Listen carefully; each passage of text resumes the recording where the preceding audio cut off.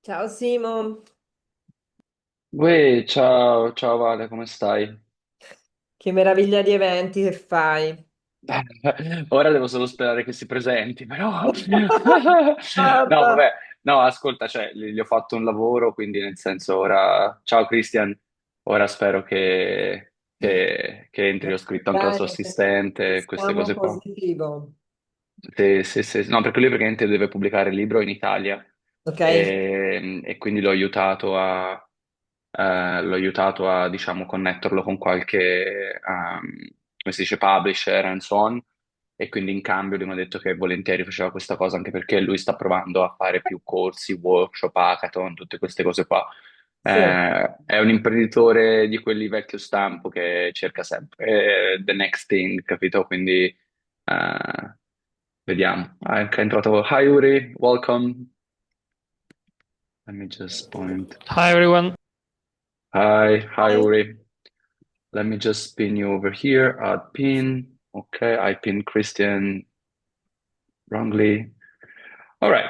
So we're waiting for most people. So let's just wait like a few minutes. And Uri is here. Um, there you go. Okay. So, Uri, thank you so much for being here. Let's just wait a few minutes for people to connect, and then we're good to go. Thank you again for taking the time. Okay. And obviously, I have this ready, so later we can talk. Yeah, Right. we Great. can I we do can too. talk we can talk about this later. So here, just so we need to wait, we can wait. I don't know if you guys can see the chat. On the chat I send like a message, but I sent it before we started, so I'm not sure the. No, okay, I'll send it again later when we have more people connected, but I can start by sending it again. Here you go. Now you should see it. Uri, hi. My slides about the problem in my slides training for elevator pitch is your phrase is like fall in love with the problem, not with the solution. Thank you. I Thank love this concept. Valentina used to be my professor in Florence for elevator pitch, so it's partially her merit. If I can talk to everyone. you. Okay, cool. Okay, we have some people connecting. Let's just wait a few more minutes. Thank you guys for being here. Hi, Paolo. Nice to see you again.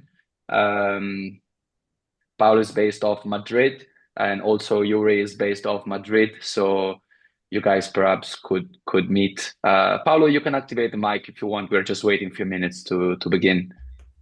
Okay, okay, no pressure. So, an unexpected pitch. So, I mean, thank you very much for, organize the event, Simone, and of course, thanks, Furi, for the availability. Yes, I'm based in Madrid, but my accent and my name, it's clearly obvious that I'm Italian. And I think we have something in common, besides, of course, the love for the startups, is that we both work with the IE University. So probably, I don't know if we might have the chance one day to see each other there, but that's a very Okay, common point. cool. You're probably gonna bump into each other at some point. And Paolo, by the way, also your mustache give away that you're Italian. So Okay. Okay, okay. Without the end gesture, without the name, probably. That message is the first part. Yeah, totally agree with you. Okay, I can see also Lorenzo. Lorenzo is a director of the New York University in Florence. Welcome, Lorenzo. It was really nice to see you again. Lorenzo was the director of the school I attended in Florence. I can see Esmeralda, ciao Esmeralda, and so on. Okay, we're about like 20 people now. Let's just the webinar was at 12 p.m. So if you guys all agree, we can wait around 12:05 just so we can kick off properly, and we don't want people to feel like, oh, you started already and so on. If you see on the chat, we have a chat. I send like a few message just to explain what's going to happen today. Sometimes this webinar and so on, we all want to join, but we don't read everything. I'm the first one to do so. So I mentioned that if you want to leave your LinkedIn URL, so then people can connect with you if you want.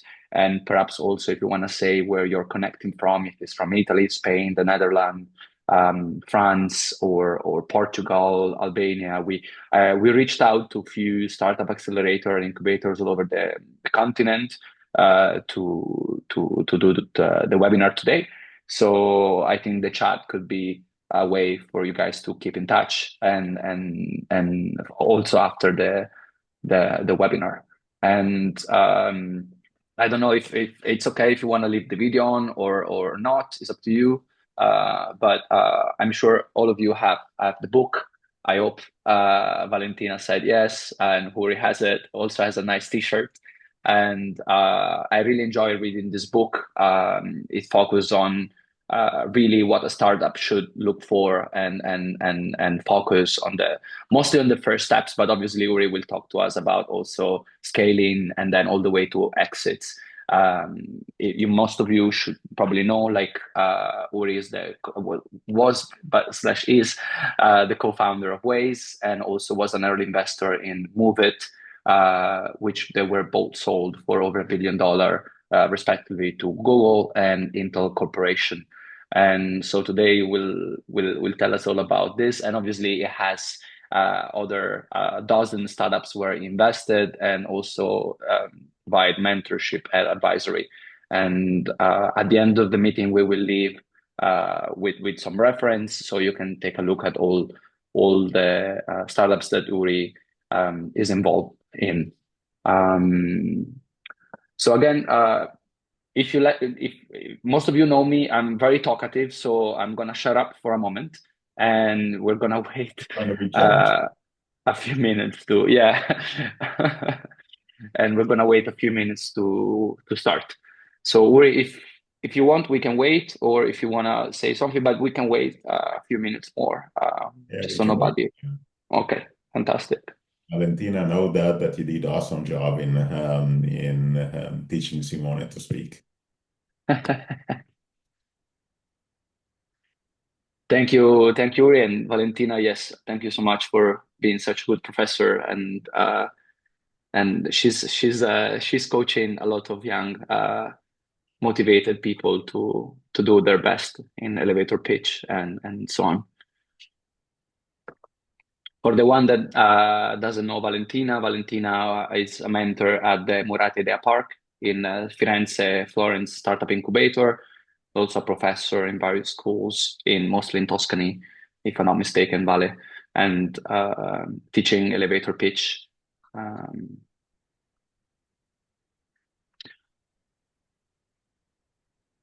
We're just waiting a few more moments, guys, to start.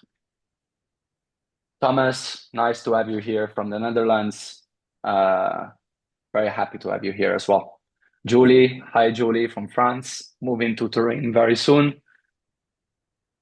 Julie has been a program manager and community manager for the Polytechnique Accelerator in Paris. Hi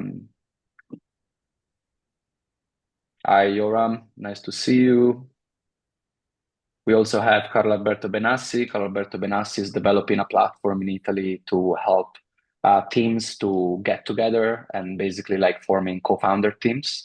And he's also developed a network of mentors that help early stage founders to to support early stage phase of startups.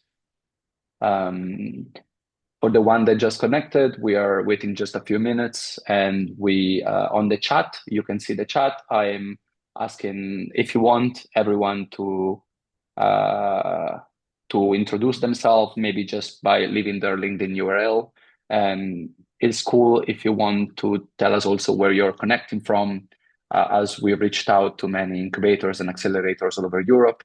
So really, really cool. Hi, Valerio, from the Cube Incubator in Puglia. Then we also have Tina from Croatia. Nice to have you here.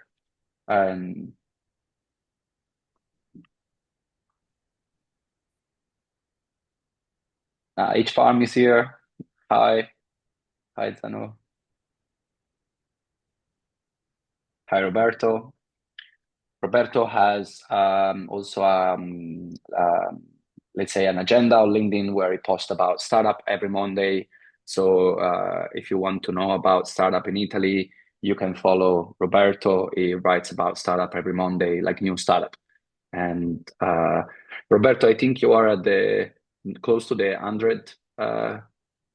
100 post about it, or next No, to? I guess even more. No, I guess even more. But recently, I stopped a little bit, but I'm sure more because it was also the startup weekend, right? So Very, very interesting content. Thank you for doing that. thanks And to organize this meeting, Simone. well, it's all up to Uri. Like I'm just gonna be the host, but thank you, Roberto. And okay, we have Alex from that is currently in Germany. Very cool. Running an iTech accelerator in Dresden. Very nice.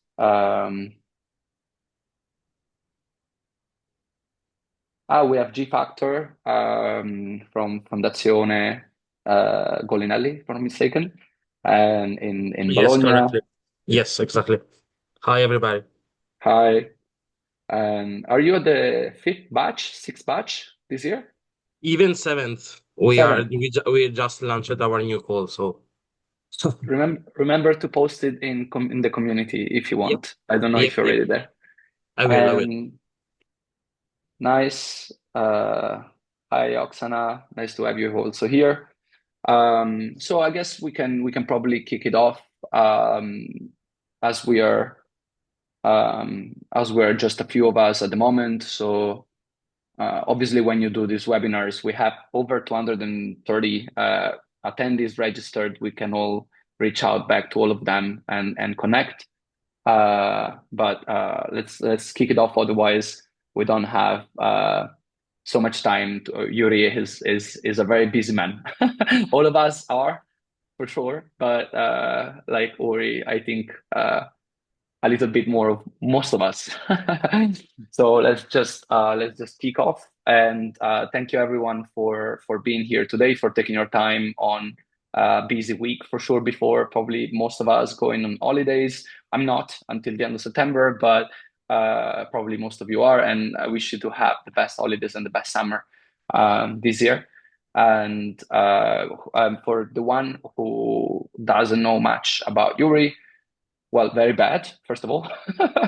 But like most of us probably used Yuri's app, and the most popular one is Waze. And when I downloaded Waze, I was in the Philippines, and the Philippines was probably like a good market for Waze, and I remember using Waze all the time.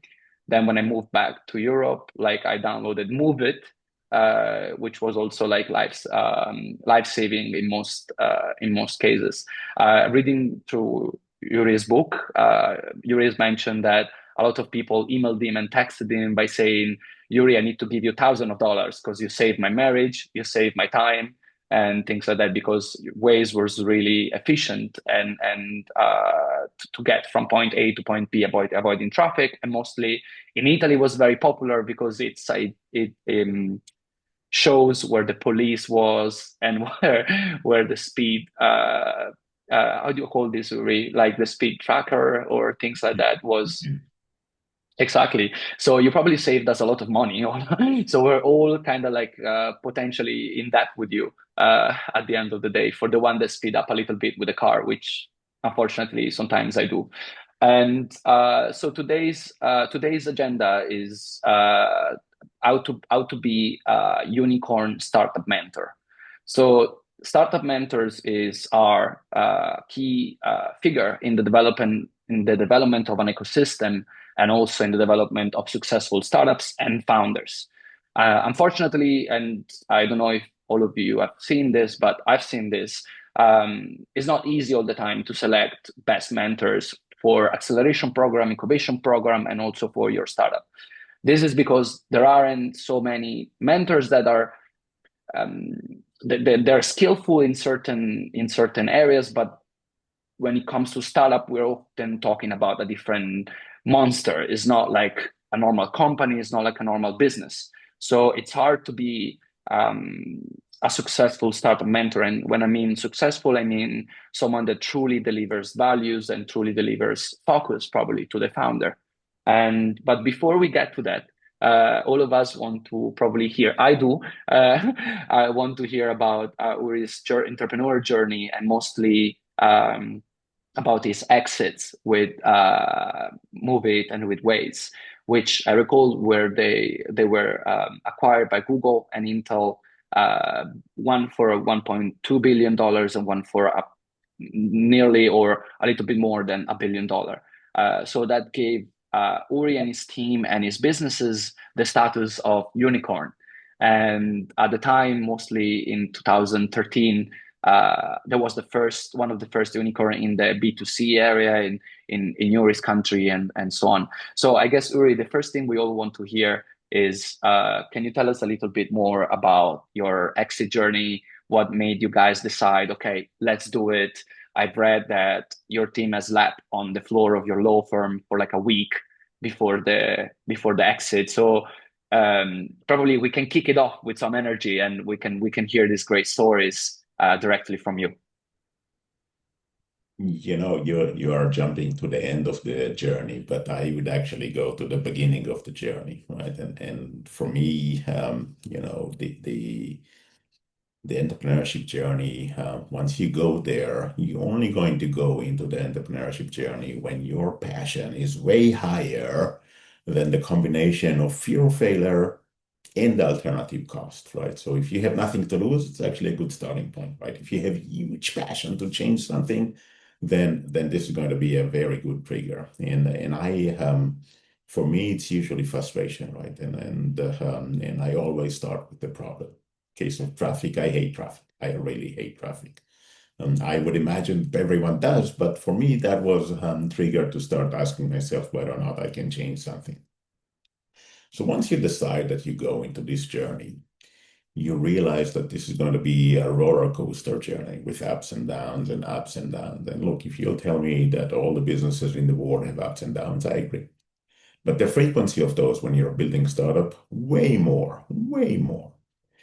I think that I heard the best quote on that from Ben Horowitz. Ben Horowitz, one of the founders of Andreessen Horowitz venture capital firm, used to be a CEO of a startup. And one day he was asked whether or not he was sleeping well as a CEO of a startup. And he said, oh yeah, slept like a baby.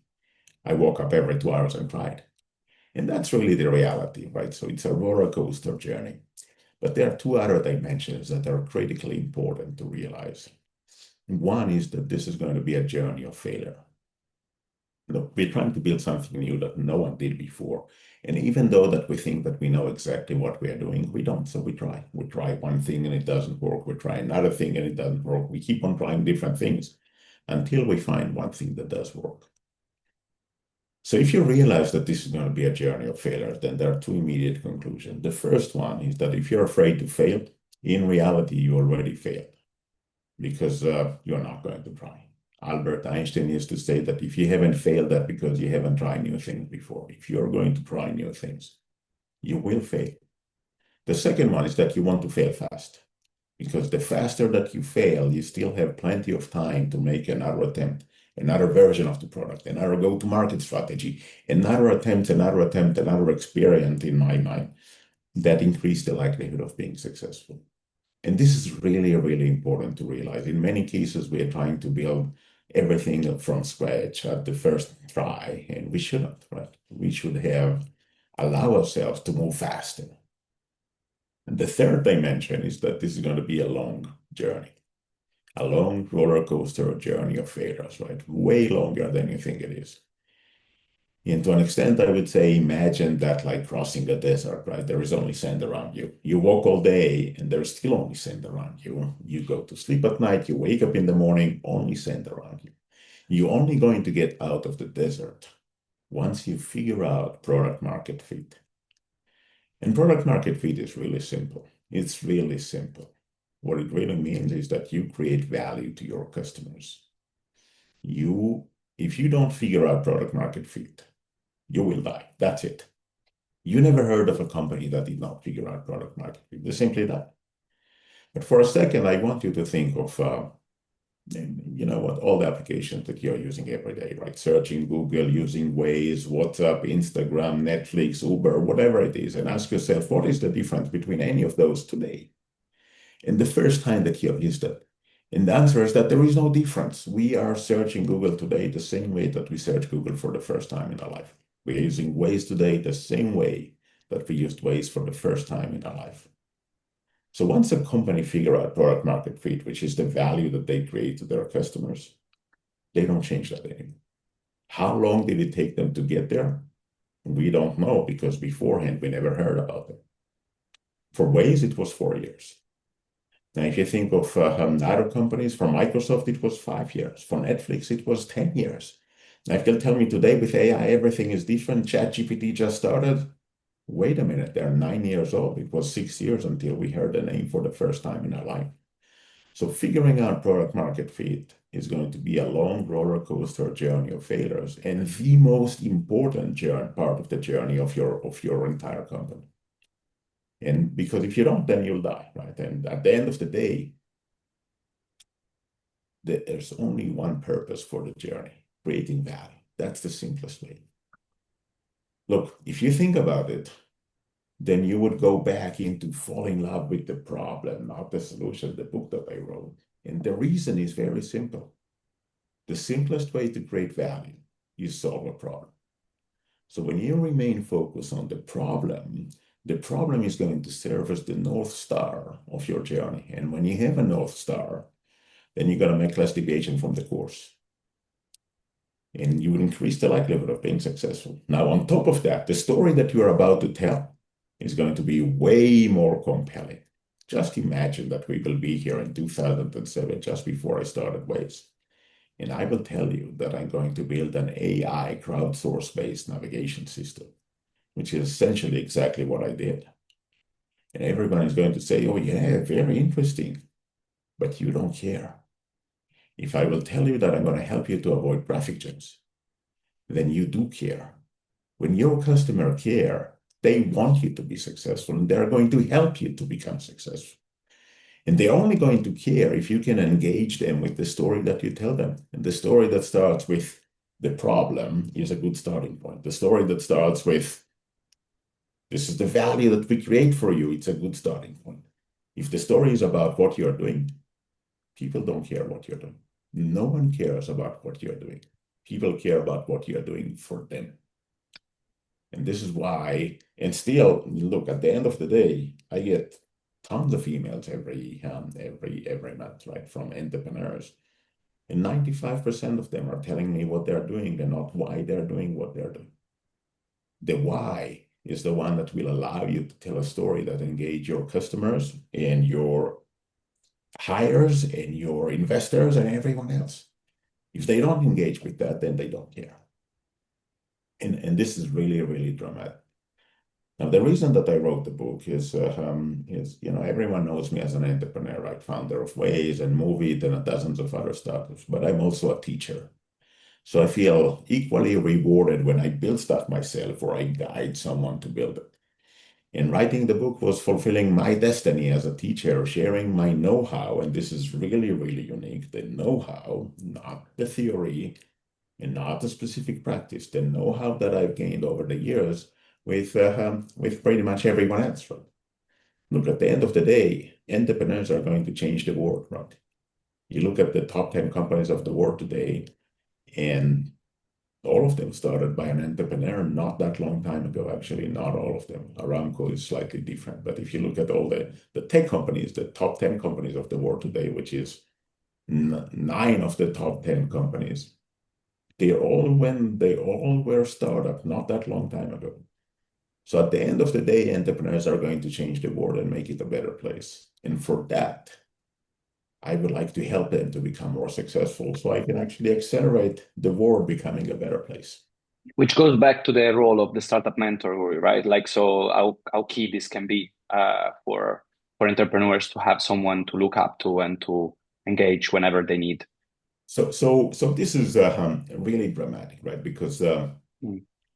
the persona is the most important part, right? So you're looking for someone that actually will have something smart to tell you, will help you to avoid some of the major mistakes, not the minor one. Minor one you can do, that's fine. There is no problem. Major mistakes is like, people will come to me and say, oh, you know what, our go-to-market strategy is that we are going to have word of mouth. Wait a minute, you can only have word of mouth if you have a high frequency of use. You cannot have word of mouth if you don't, right? And so instead of figuring out product market fit and then figuring out growth and then figuring out business model, you actually need to figure out product market fit and then business model, because you will not enjoy word of mouth for a long while, for a very long while, and therefore you'll need to acquire users. And first of all, you have to figure out how you make money, right? So just ordering this, changing the order of those journeys based on what you do requires the experience, right? And so the experience is one thing. And by the way, I have a very nice story about that, a story about a very successful CEO in the US that was shy away from the media, right? Never gave any interview to anyone, right? And one day a reporter from the New York Times called him and say, give me 2 minutes, right? And he already answered the phone and he was, feeling cheerful and say, 2 minutes. So the first question was, how you become such a successful CEO? And he said, 2 words, right decisions. Okay, very interesting. But how do you know to make those right decisions? And he said, 1 word, experience. Okay, but how do you gain this experience? 2 words, wrong decisions. Look, at the end of the day, some of those decisions, you will need to make mistakes yourself. And we are learning from mistakes way faster than anything else. As a mentor, you need to encourage them to make the mistakes. You need to encourage the behavior and not what is the right thing or not the right thing. And so making mistakes fast, this is dramatic, right? So we need to encourage them. If they will come with an idea and you have a different idea, you don't need to force your idea. You basically say, you know what, let's give it a try. That's it, right? And so, and look, at the end of the day, when you look at behavior of successful CEOs of startups, the most important one is never give up, right? Never give up. So wait a minute, this is what we need to encourage them to do. Never give up, right? We are going to be throughout the entire journey and support you on the journey. Wherever you go through the roller coaster, we will go up and down with you. We are going to encourage you and support you throughout the entire journey. And this is really, really important, right? Making decision with conviction is going to be the number 2 behavior that is really, really critical for successful CEO of a startup. Now, you're a mentor, you're not the CEO of a startup. If you want to be a CEO of a startup, then this is excellent, and go and become a CEO of a startup. But if we are saying that what is really important is that the ability of the CEO to make hard decisions, then we need to encourage them to make those decisions. We don't need to make them instead of that. So you're suggesting even like let them think about it, or just purely like go and do it? Like, would you suggest to make them think about it? Part of the question I was thinking to ask you is also like the difference between patience and focus and speed and execution, right? So probably like a good startup mentor, how does it balance these 2 things when mentoring a founder? So 2 aspects, right? just before this webinar, I ended up a call with my younger daughter. I actually have 5 children, and the younger one, she is 27. No, she's 29, and she is a social worker, right? And now she is actually looking into replace her current job with a new one. And she told me, "Look, I have now 2 offers. Which one should I take?" Right? And I told her, "Look, imagine that there is a new coin, right? And one side of this coin says take job A, and the other side take job B. And you are just about to flip the coin. Which one do you want to happen? Which one do you want to go?" So in many cases, we do know what is the right decision, but we would like a confirmation. As a mentor, we are just a confirmation because we don't know. And this is one thing that we have to accept. We don't know what will happen tomorrow. If we would know, then I will tell you, oh, there's so many things that we can do, but we don't. The reality is that as soon as we accept that, then we go back into the basic, and the basic, okay, so we have a journey of failures. We're going to try multiple things until we find the one thing that does work, right? I want you to think of that, right? The biggest enemy of good enough is perfect. We don't need to be perfect in order to win the market. We need to be good enough. Now think about 2 twin sister companies starting the same day, building the same product, making the same progress, even have twin brother and sister teams, right? Really identical companies. And one day company A is saying, you know what, our product is not ready. It's embarrassing level. We need to keep on building that. And company B is saying the same thing. Our product is not ready. It's embarrassing level. We are going to go to the market with it. From this point on, company B is making way faster progress than company A because they have real feedback from the market. And this is really, really dramatic, right? When I tell that to entrepreneurs, some of them came back and say, wait a minute, no, this is really embarrassing level. We're going to lose all of our customers. Wait a minute, you don't have customers. You don't have customers. Yeah, exactly. We're going to hurt our brand name. No, you don't have a brand name. Nobody knows you, right? Yeah. Exactly. And so if you have nothing to lose, then make that your advantage. If you have nothing to lose, you can make bold moves. So those insights. So look, at the end of the day, the entrepreneurs need 3 things, right? They need a new perspective, which, if we have the experience, then we can bring the new. They need the support. They need to know that we are there for them, and we are always going to be there for them. And they need to listen. If they don't listen, then there is zero value that you can create. There is zero value that you can create for them if they don't want to listen. And they don't want to listen as soon as they lose trust, right? Now, at the beginning, maybe they don't want to listen because it's a different persona. But over time, if you lose trust with them, then they don't want to listen anymore. And the result is that you have no way to influence, no way to create value, even if you are the smartest person on the room. Even if you know what is the right thing to do, even if you have the conviction. But if they don't want to listen, then you have lost that already.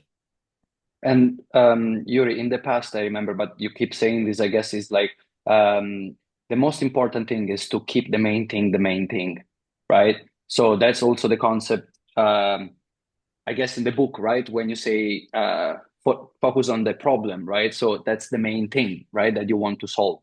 But how does it change from like, what would be your recommendation for Series A, Series B founder, which, they grow a company, is no longer a startup, and they need to keep the main thing. And also, this is reading from Eric Ries, the Lean Startup, where he talks about constant innovation. So what would be your suggestion for a pre-seed seed founder versus like a Series A, Series B founder when he's coming to keep the main thing? So which is a very broad question, I know, but like just spitballing. So yeah. Going back to focus, right? Focus is really, really important. Look, at the end of the day, startup has one mission, right? And this is solving the problem, right? Creating value. And the focus is really, really hard decisions, because focus is not about what we're doing. It's about what we are not doing. These are the hard choices, saying no to this and saying no to this and saying no to this and saying no to this. So you can remain focused on what is really, really important. Now, focus is hard decisions. If we have a startup that will tell me we are going to serve the SME market, then they're already the focus. SME is small and medium businesses or enterprises. Small business is up to 9 people. This is one person calling the shots. This is one-man show. Medium business is up to 999 people. They already have a process of making decisions. The sales cycles are completely different, selling to small business versus selling to medium businesses. You cannot serve both. So for me, if you want to focus, then what you really need to do is basically have one value proposition and one target audience. That's it. You cannot do both. You can do only one value proposition, one target audience. If you try to do both, and it's not in the early stage that you're trying to figure out which one should I go, if you keep on saying I'm going to do both, you cannot. You simply cannot. And you will die because of defocus. You will not have enough critical mass of efforts into the one thing that you need to do. And the result is that you will die. Now, this is really, really hard, right? Because we would like to believe that we can do both, that we can do all. No. Focus is about saying what is the main thing and focus only on that. And this is true throughout the journey, and this is true throughout the many of the challenges that you will go. Just one. Focus is also simple. If you focus, then everything is simpler. Not only the direction that the company is doing, the story that you tell is way simpler. The examples that you are using, the use cases that you have, everything turns out to be simpler. Look, Waze is for the daily commuters. It's not for truck drivers. It's not for bicycle riders. It's not for pedestrians. It's not for anything else that Google Maps can do. But Waze isn't. Waze focus on the daily commute. And Yuri, that's great. So focusing on one thing, one target. Actually, one of the first book I've read 10 years ago was this one, The One Thing. I don't know if you know about this book, but I really enjoy reading this book because it tells me how to focus on one thing at a time. It's written by Gary Keller, and it's really a great book. If some of you haven't read it yet, just to focus on one thing at a time, which is the key of success. The key of success for founders, and is also the key of your book. And the other, I've listened to some of your speech prior to this, and one of the things that you keep talking about is, and you mentioned it before, is don't be afraid to fail. You talked in the book about, and in several of your speech, about your father being an inspiration for you on the matter, by always telling you, try new things, try new things, try new things. And I guess a startup is basically this, like it's constant pivot, constant trial, constant release. And but the key part are always the users, right? So like always talking to the users. And I don't know if you had some thoughts on this that you'd like to share with us about engaging with users constantly to serve them as much as you can. So, Steve Wozniak, co-founder of Apple, called my book the Bible for entrepreneurs, and he actually wrote the foreword to my book. And I had an opportunity to meet him for the first time in my life about 10 years ago, when we were both speaking at the conference in Latin America. And look, you have to think about it, right? So when I grew up, Steve Wozniak was the technological guru of the world, right? He was the guy. That's it. And for me, the first time that I was able to meet him was really, really very, very important meeting. Just imagine you have an opportunity to meet someone that was your guru when you grew up. And what I really wanted to do is have a selfie with him. And I took out my iPhone. I was lucky to have an iPhone. And with the iPhone, when you want to take pictures, you can click on the screen, right? But you can also use the volume button right here to take a picture, right? And this is exactly what I did. I was taking a selfie, clicking on the volume button. And he said, finally. And I said, finally what? I said, finally someone using it the way that I meant it to be. Now, if you think about it, it makes perfect sense, right? Because the iPhone was an evolution for a PDA in a smartphones and a digital cameras. And this is how we use take pictures with digital cameras, clicking right here where the volume button is. Now, for me, that was an inspiration to write one of the chapters in my book that speaks about understanding users. And at the end of the day, we are all a sample of one person.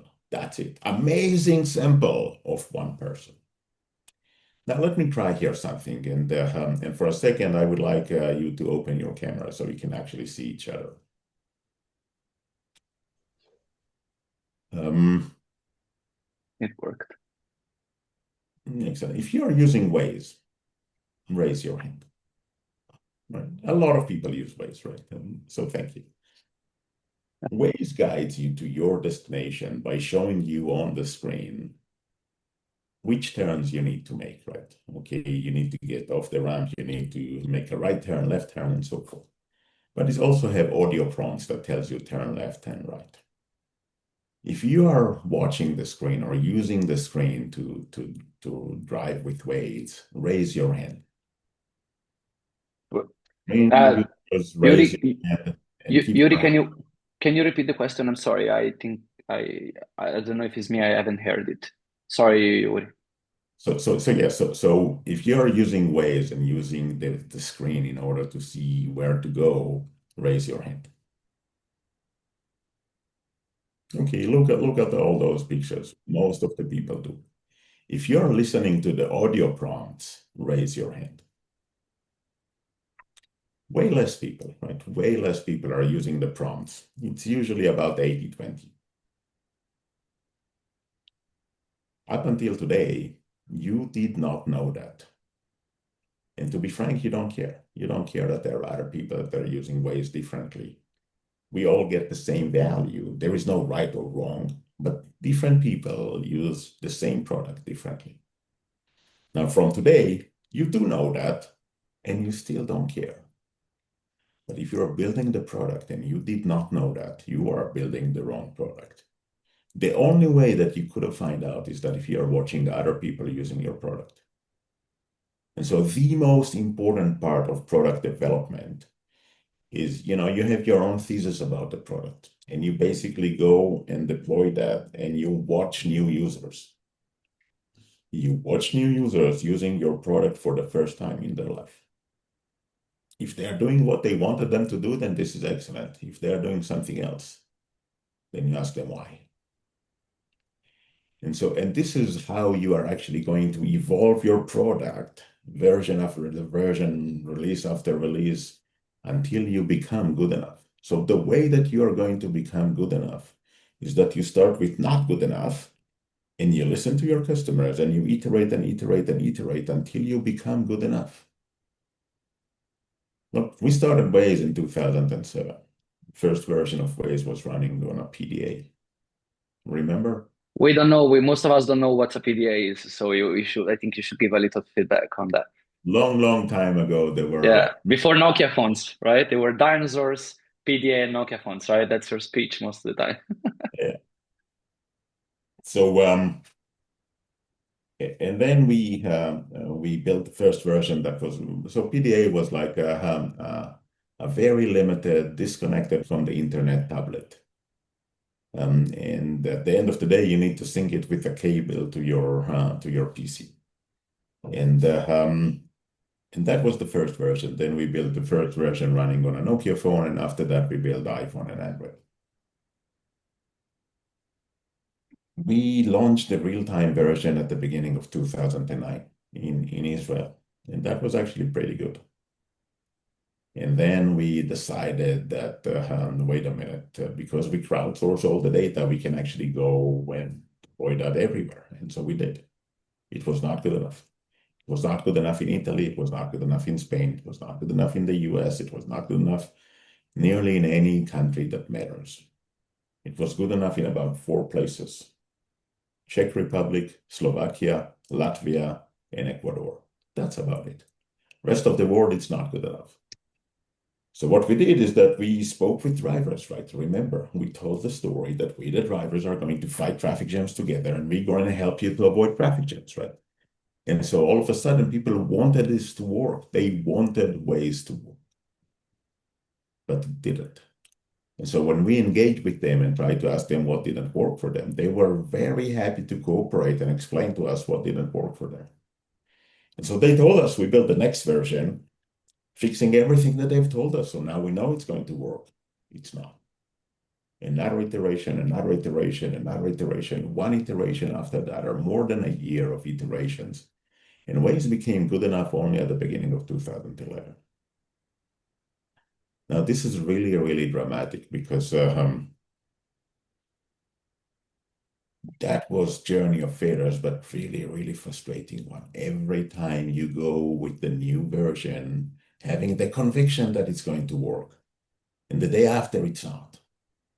And you go back into the drawing board and you ask yourself, what did I do wrong, right? And how do I fix that? And iteration after iteration after iteration after iteration. Now, what happened with Waze is that in 2000, by the way, then in 2011, it started to go like wildfire. In Europe, Italy was the first one. Yeah. Then Netherlands, and then Sweden and France, and one country after that. In the US, one metropolitan after that. The result is that in 2012, Waze was outgrowing the entire industry combined. And then in 2013, Google came with a proposal to acquire us, and we said yes. And I left the day after. I left the day after so I can build more startups. Now, occasionally people would ask me whether or not it was the right decision to sell back then. And I will tell you, look, in your life, there are right decisions or no decisions. Because when you make a decision, you don't know what it would be like if you will choose a different path. If you'll tell me that Waze today would be worth way more than $1.1 billion, oh, absolutely yes. But what we don't know is whether or not it would become what it is today. I remember also a funny story about like you selling your Tesla because it didn't integrate Waze or something like that. I really laugh at that part in the book. So yeah, Is this just a little stupid thing? But yeah, it's not. It's my comment. I mean my comment. Yeah. So I had a Tesla, and that was that they started to import Tesla to Israel, and I said, okay, this is a completely innovative approach. I would like to experiment that, and I bought a Tesla. And then I realized that they don't have Waze, and that was really frustrating for me. And by the way, there was a dialogue between Waze and Elon Musk, and he said, I don't like Waze because it looks too simple. When you look at Google Maps versus Waze Maps, then one of them looks really, really simple, and the other one looks very, very detailed. And he wanted to have the details, and the result is that there is no Waze on Tesla. But I really get frustrated when they change the UI, right? And Tesla, it's a car that was built not for drivers, not for drivers. And so one of the things that is really, really important is that you would like everything to remain the same when you're driving, right? So I don't want you to change the way that I operate the air condition or the way that I actually use the Vipers or whatever. And they changed that, and then I had enough of that, and I sold it. I remember that you also mentioned in the book that you're not an early adopter. So in this case, you were quite a bit of an early adopter, but then you weren't happy with the early adopter features probably. So, and the changes that they make. Uri, one of the big things you talk about in the book, and I'm asking this because like we have a lot of like seed and Series A founder connected today, and also startup mentor here today that mentors Series A and bigger startups, is about the no hassle rule. la legge del no stronzi in azienda, praticamente, so no asshole rule in the company. So that's about firing and hiring, and you dedicate an entire section on the book, and I'm really with you in this, because a company is a group of people working together for the same mission, probably. Obviously, there is the salary component and the employee versus the director versus the owner and things like that. But you also talk about employee stock options, so how to retain them and so on. You talk about in the exit, when you exit, that you need to take care of yourself, your family, your employees, and then the investors. So it is a big part of your book, talking about firing and hiring and have the best people on board.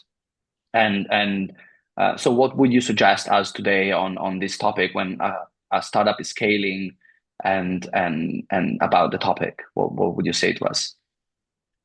So I spoke with many entrepreneurs that their startup failed and asked them why, what happened. And about half told me the team was not right. And I kept on asking, okay, what do you mean the team was not right? And what I heard the most is, we had this guy not good enough and this guy not good enough. So not good enough was the main reason. Another reason that I heard quite often was we had communication issues, right? Something that I actually call the ego management issue. And then I asked them the most interesting question: when did you know that the team is not right? And all of them told me within the first month. Within the first month. Then you say, wait a minute, if you knew within the first month that the team is not right and you didn't do anything, the problem was not that the team was not right. The problem was that the CEO did not make hard decisions. Making hard decisions is hard. Making easy decisions is easy. Now, the reality is that if you don't make that hard decision, if you have someone that shouldn't be there, and I don't care if that someone shouldn't be there because they are unable to deliver or because they are assholes, and you don't do anything, the result is always going to be the same. The top performing people would leave. Now, the reality is that this is really simple. If there is someone that shouldn't be there, everyone knows. Everyone knows, and the CEO doesn't do anything. That's the nature of the beast. And this is why they would leave. And so one of the rules that I would have is every time that you hire someone new, mark your calendar for 30 days down the road and ask yourself one question. Knowing what I know today, would I hire this person? If the answer is no, then fire them immediately. They are not going to be successful. They are already set on a trajectory of not being successful. If the answer is yes, go to this person, tell them that you're really excited that they've joined, that they exceed your expectations, and give them more equity. Now, at the end of the day, I want you to think of the following, right? Once organization become large enough, if we will rank all the people within the organization, we will end up with normal distribution, right? And with the normal distribution, we will have amazing, top performing people, and we will have very good people, and we'll have good people, and we'll have less than average people, and we'll have a group of people that shouldn't be there. Imagine that you can do one of two things, right? One of them is hire another amazing person, and the other one is fire someone that shouldn't be there. Which one will have a bigger impact? Firing someone that shouldn't be there will have a bigger impact. And the reason is that everyone knows. So if you're looking to build awesomeness into your organization, which at the end of the day is what's going to make you successful, because we, as CEO or founders, we are doing a lot of things. But the heavy lifting is being done by the team. And if you want to build awesome teams, then there are two things that you need to monitor and watch all the time. Number one, if you have people that shouldn't be there, then you actually force the organization to fire them, right? If it's direct report, and fire them yourself. If it's within the engineering team, then you need to guide and coach the engineer, the head of engineering, to fire that person that shouldn't be there. So firing low and keeping the A players. Keeping the A players, not losing them. If you're going to lose A players, it's already too late. And we're seeing this today, Uri. We're seeing this today with AI. I don't know if you read about those 100 million offer to Yeah. to poach like those AI engineers in San Francisco and so on.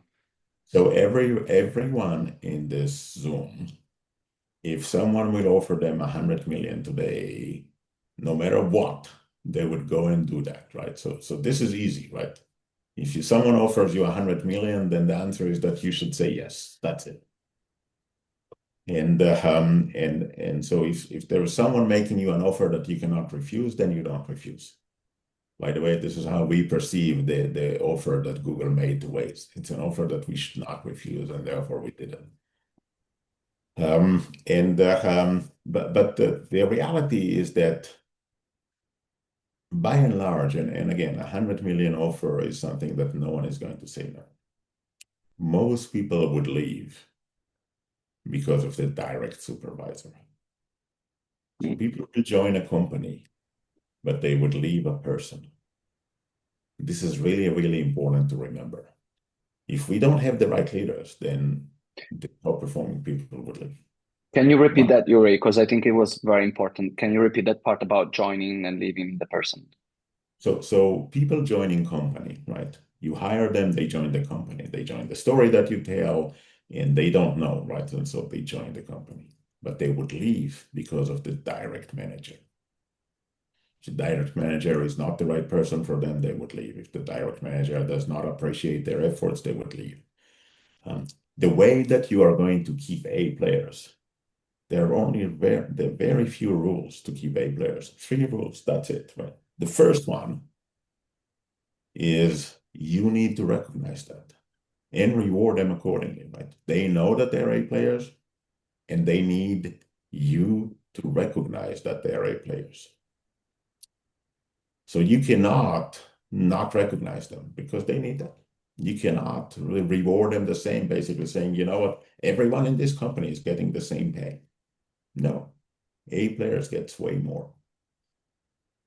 So this is the first one. The second one is that they need to move the needle. They need to work on something that is important. You cannot take an A player and tell them now do this unimportant work. Because if you do, then they would go someplace else that they are going to do the work, the main thing. Very. Go on, Uri. Sorry. And the third aspect of it is that they need to know why. You cannot tell them just go and do that. Don't ask questions. They are going to ask questions, and they need to understand why it's important to do that.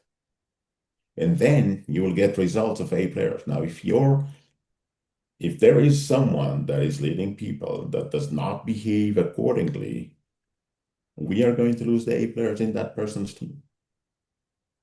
Now, building startup is hard.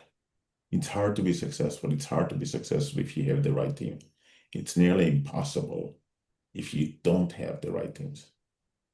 As Simone mentioned, there is one of the chapters in my book called Firing and Hiring. And when I started writing the book and I sent the book proposal to some publisher, many of them told me, oh, it should be hiring and firing. And I said, no, firing is hard decision. Hiring is easy decision. First of all, you have to learn how to make the hard decisions.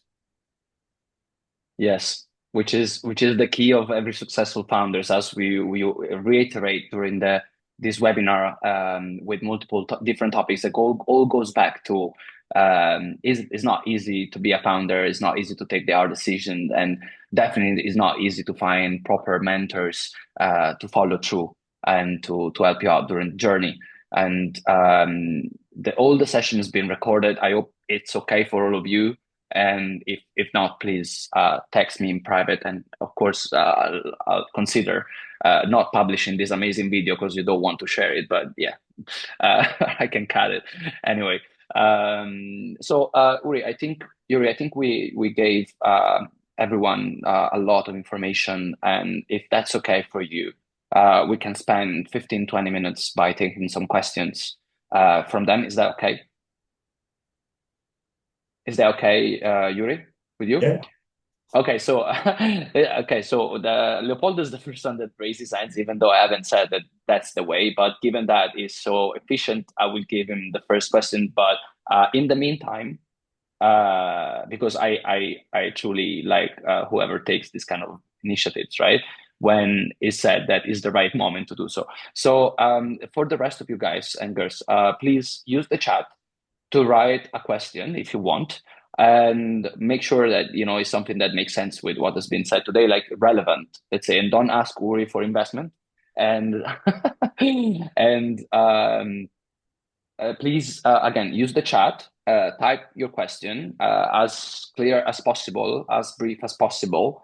And obviously for all of you, I'm going to take a look at the questions, so I'm going to pick the questions that I believe they are more relevant for today's agenda and also for the rest of you. So make sure that also, if the question that has been asked is not yours, make sure to tune in and listen very carefully about the question and Uri's answer, because it's an opportunity for everybody to learn, even though it's not our question, because obviously Uri has a lot to share with us. And once again, a big thank you to you, Uri, for doing this.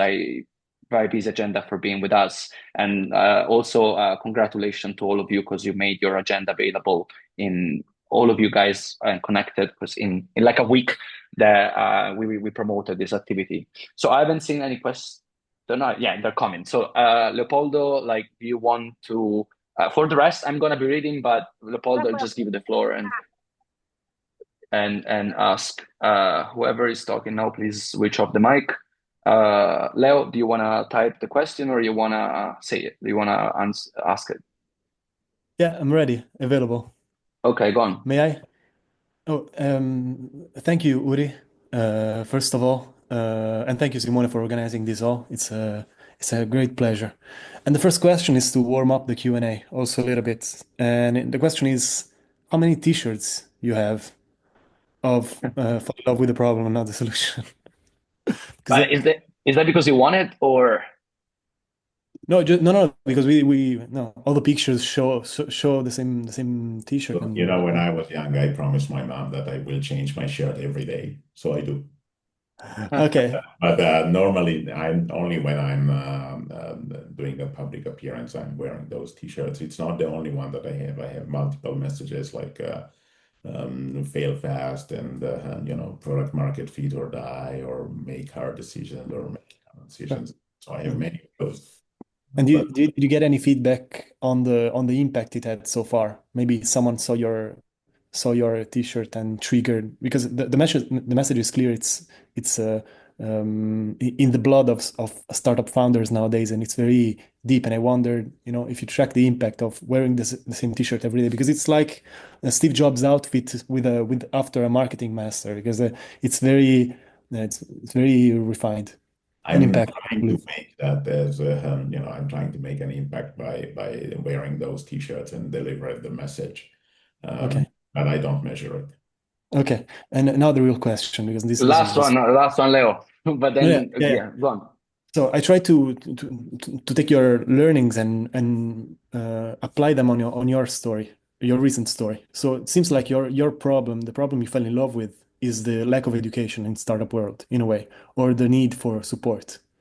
Could it be what I'm trying to do is translate on you, and I noticed that maybe is it correct that could be the problem you fell in love with in this stage?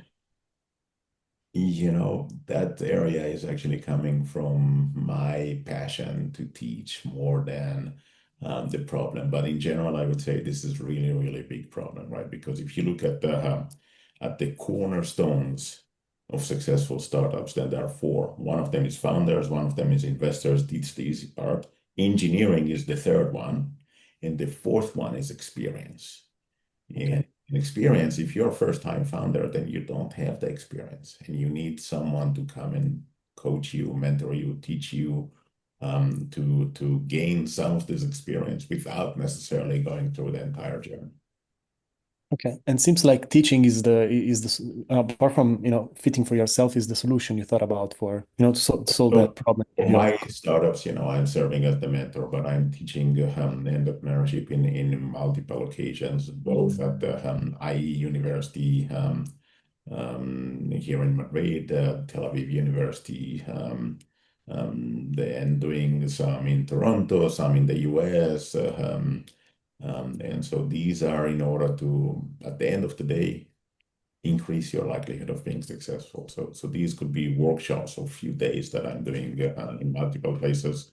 And these could be, in some of those cases, we actually have, in particular, if the framework is more of an accelerator, it's actually going to be a lot of one-on-one with a limited number of startups that I will be providing feedback to their journey. And I'm doing that in usually very dense few days, right? So 1, 2, 3, 4 days maximum. Leo, Okay. we need to leave the floor. We need to leave the floor to others. Why don't you type the rest of the question on the chat, so then I'll value it to ask, please, because you asked already 3 questions. Let's make it fair for everybody. But then if 23rd in Milan, just maybe you're there. So I think one of the great questions was from Zeno Tosoni, like, what are the biggest red flags when assessing whether an aspiring founder truly has potential? So like, what are the red flags in founders, or the green flags probably in founders? Some of them you probably talked to it before, which is someone that didn't say, I never give up. And another one that I've heard from some old man when he was with YC was like, I'll figure it out. So some old man was saying, I never give up and I'll figure it out. Do you have anything to add to this question from Zeno Tosoni? So I will be looking into behaviors, right? And so the first one is never give up. The second one is actually making hard decisions with conviction. And you don't know that upfront, right? If you speak with a person, they will tell you, of course I know how to make hard decisions. But we will need to face the reality and see if this actually happens, right? And so this is about behavior and not about saying the obvious. Leadership is about your ability to have the team follow your lead, right? And so people would like to follow you. It's not that they have to follow you, they would like to follow you. In many cases, I would like to see early days, I would like to see the CEO being able to hire people without paying them. Because people will join the journey even without pay if they believe in the journey and in the cause, in the mission, in the problem, but also in the leadership of the CEO. Listening to customers is critical. And this is really something that needs to happen, right? Because when you do, then all of a sudden everything changes. Your ability to move fast is increasing dramatically. And then, adapting. If you're listening to customers and you realize that you need to adapt, then you do adapt fast. So I'll figure it out is that the ability to adapt. These are the 5 behaviors that I would like to see with CEOs of and founding team of startups. Now, how do you see them? It's hard, but if you have an accelerator and you watch them throughout the journey in the accelerator, then maybe you'll be able to see. Right. I think this was a similar answer for Darian question. So Darian, maybe this is the same. You were asking what's a successful KPIs founder. So this is probably the same answer. Now, the next question that I really like was from Alessandra, which asked, there is a fine line between holding on and knowing when to let go. And how do you recognize that moment in business, which is probably not only in business, right? Is also with an idea or a project or a product that then you pivot. So when do you recognize when to let go? Thank you, Alessandra, for the question. So an entrepreneur will never give up. That's it. They will never give up. However, if you're from the outside and you would like to tell them to give up or change, then there are only 2 reasons. Number one, the problem disappears. There is no value in what you're offering. There is no value, then you should change. The second one is that if the team is not right, then you're unable to change them. These are the only 2 reasons that I will tell someone stop or do something else. Okay. Okay. Then the last question, or not the last question, sorry, another question that I like, which is a very big topic, is always how to find the right co-founder. And obviously, it's a very broad question, obviously, Yuri, and but I guess someone that complements what you can bring to the table. But this is just my answer to it, and we're all willing to hear from you. So, like, what is how do you form a co-founder team which is successful, and how do you find for co-founder, and what is the personal connection that you should have with this person in during regarding work or outside of work? Just give us some thoughts on this, if you could. So most cases, co-founders know each other from before, right? And then you actually do know a lot of the skills and a lot of what to expect. In particular, if you have been working together before. But other than that, you simply start. And if we said earlier that within a month everyone knows, then you simply start, and then within a month you would know. As long as you are able to make the hard decisions, wait a minute, it doesn't work, or we don't have the same view, the same vision together, or we find it hard to work together, or that someone does not bring the value that I was expecting, and then you need to let it go. If you know how to let it go fast, then I would say it doesn't matter where you find your co-founder. Okay, and we have a few more questions, and like another one is what is about Waze, and we know you like questions about Waze. So what was probably the best decision during the whole journey, and what made it go viral? I know the answer because I've read the book, but probably who asked this hasn't read the book. So like I know your partnerships and things like that, but to add to the question, which was a good question anyway, was what was the best decision on all through over the journey, and again, what made it go viral? So the best decision was never give up. That's it. And we had the journey when we were trying to when we were launching Waze in 2010 and globally, and it didn't work. We also ran out of cash, right? And so we were pretty close to shut down the company. And then on top of that, Google actually announced their turn-by-turn navigation. So they were starting to make their own maps. And then everyone told us that we are going to die. And we did not give up. And by the way, the reason that you don't give up is very simple. You don't give up because of all the people that you have hired and joined your journey. And you're not going to give up because of them. And they are not going to give up because of you. So that's the leadership that is required, right? Because if this happens, if you have the right team and the team is not giving up, you are not going to give up because of the team. And the mission is right? The mission helping people to avoid traffic jams was right from the beginning. That was easy. So having the right team and the right mission is probably the one that kept us alive, and the hard decision was not to give up. Well, which is amazing, because like we need to hear this more often, right? Like mostly, I don't know if in other countries, but in Italy, like most startups like turns into SMEs because they don't want to fail. Then they start to serve one or two customers, and they're no longer startup. So why does really the founder have the vision at the beginning, or he just wanted like a small business to run?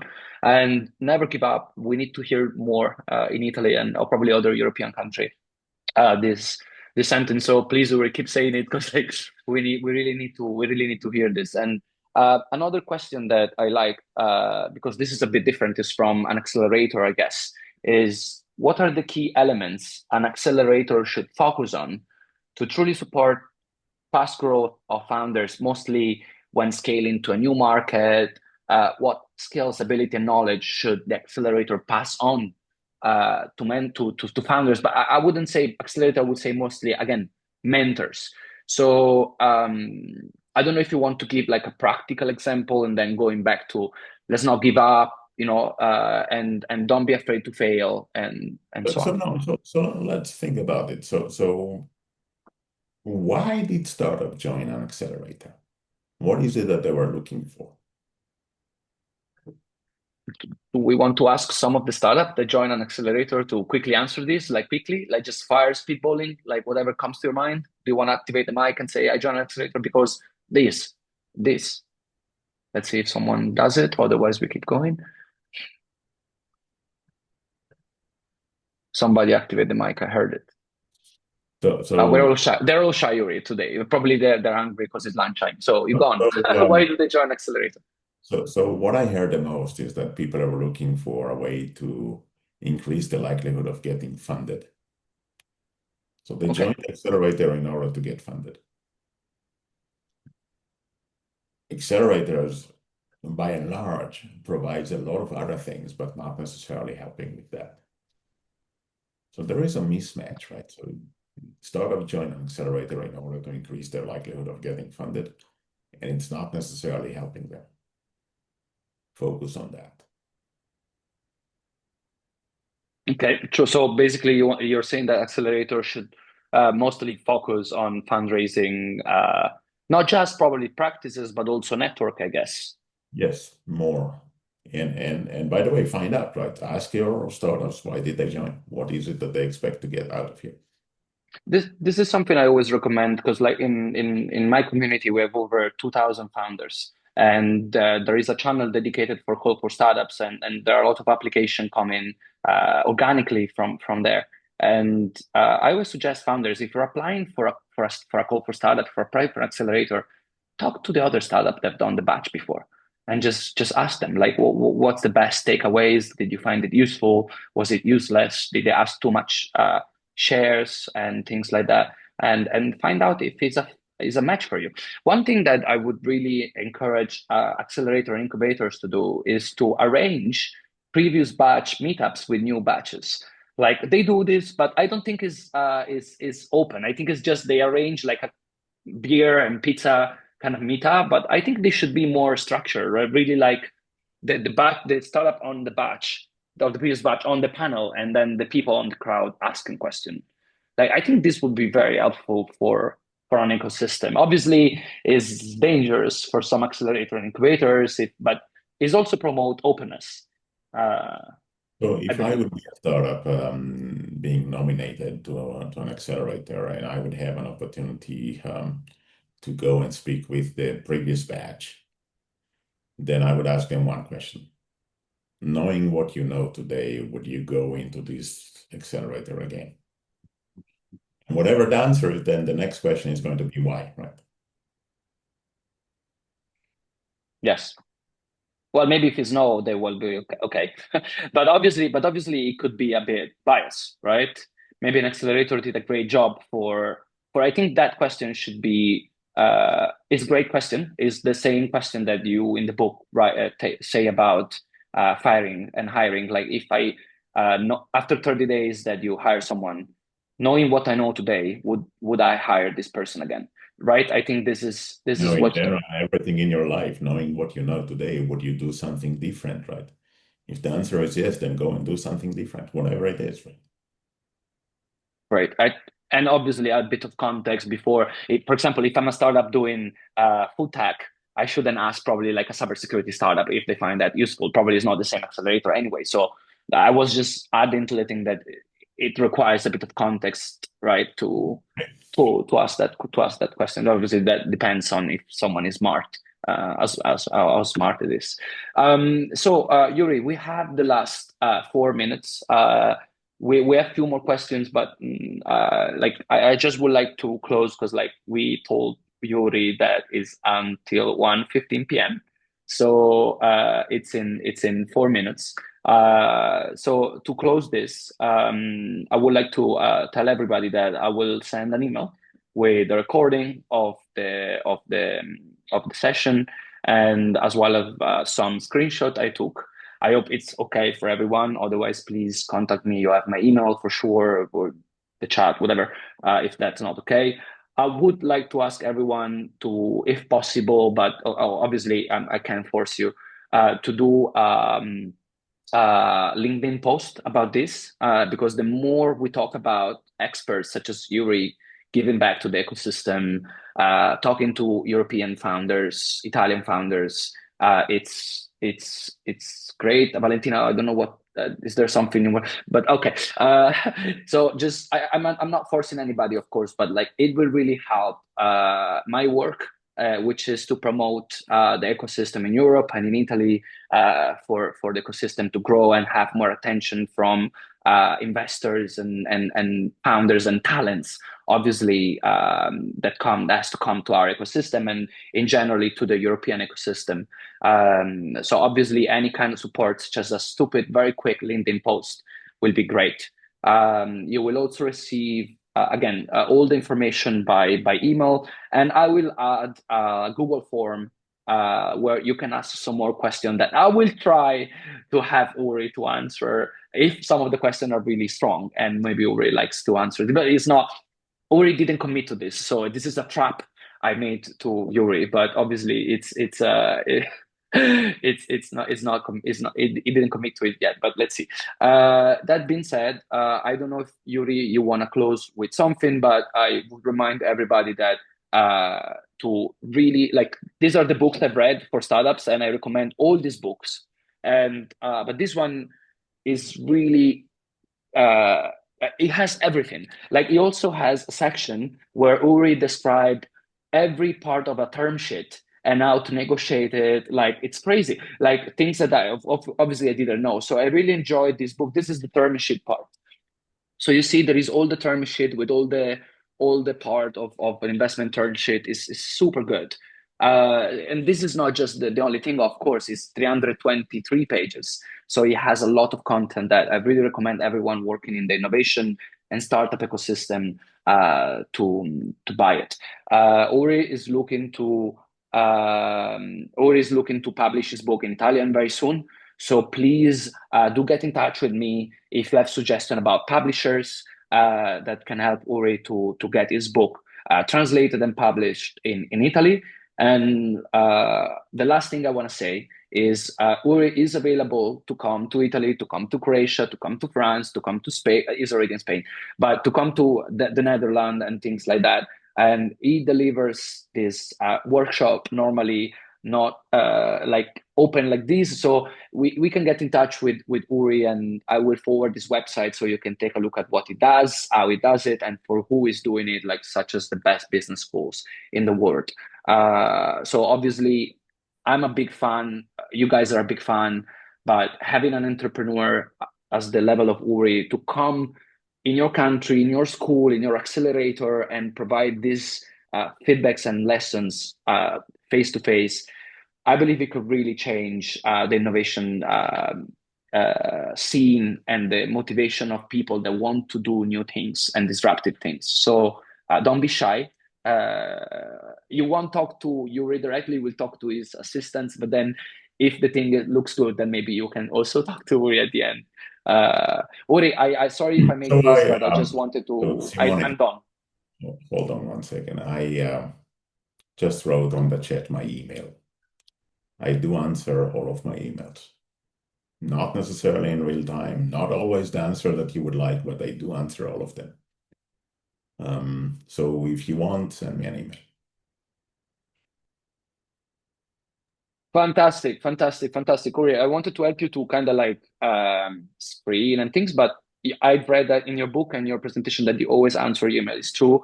That's how actually I got in touch with Uri. I actually tagged him on LinkedIn first, but then I sent him an email and he did reply. So that's why we're here. So feel free to do so. And Uri, thank you so much. I don't know if you have one of the last, you want to add something before saying goodbye, but it was a big pleasure and still a bit excited about this. So thank you. And I guess everybody, thank you from everybody as well.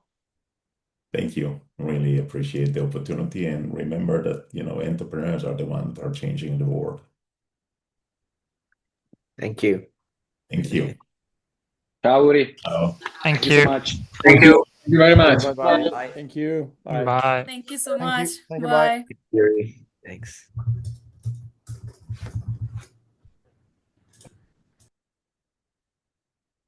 Ciao ragazzi, grazie mille a tutti e a tutte che siete. Thank you so much everyone to be here, and I hope you took the best out of this.